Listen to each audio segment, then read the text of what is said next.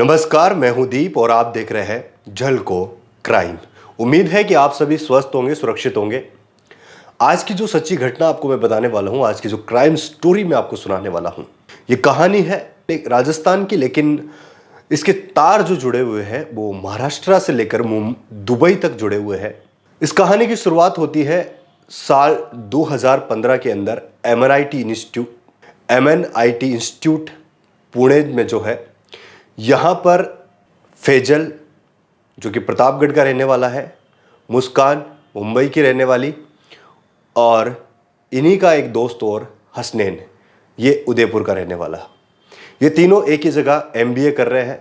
और यहीं मुस्कान और फैजल के बीच, दोनों के बीच प्यार हो जाता है। अब ये प्यार जब परवान पे चढ़ता है, दोनों शादी करना चाहते हैं, तो मुस्कान अपने पिता को ये प्यार के बारे में बताती है। तो मुस्कान के पिता फैजल का पारिवारिक रिकॉर्ड जब देखते हैं तो उन्हें पता चलता है कि फैजल का पारिवारिक रिकॉर्ड जो है बहुत ही ख़राब है।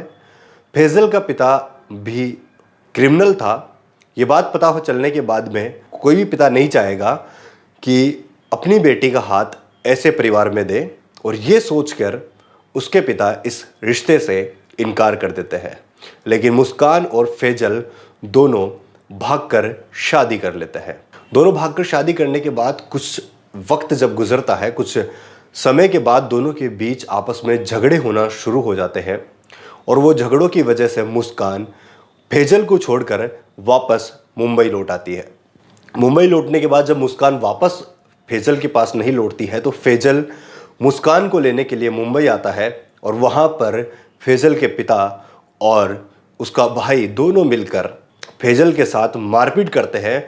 और उस वक्त फैजल के पास एक बंदूक होती है, और इस वजह से वहाँ पर वो बंदूक के साथ पकड़ा जाता है, तो उसको वहाँ पर जेल हो जाती है। 1 साल के बाद जब जमानत पर फैजल बाहर आता है, तो मुस्कान के ममेरे भाई का मर्डर हो जाता है, और मर्डर को एक हादसे का रूप दिया जाता है। जब शुरुआत में तो सबको ऐसा लगता है कि ये किसी हादसे की वजह से उसकी मौत हुई है, लेकिन जब छानबीन होती है, जांच जब होती है, तब बाहर निकलता है कि इसके पीछे फैजल का हाथ है, और फैजल को अब गिरफ्तार कर लिया जाता है, और फैजल प्रतापगढ़ की जेल में बंद है।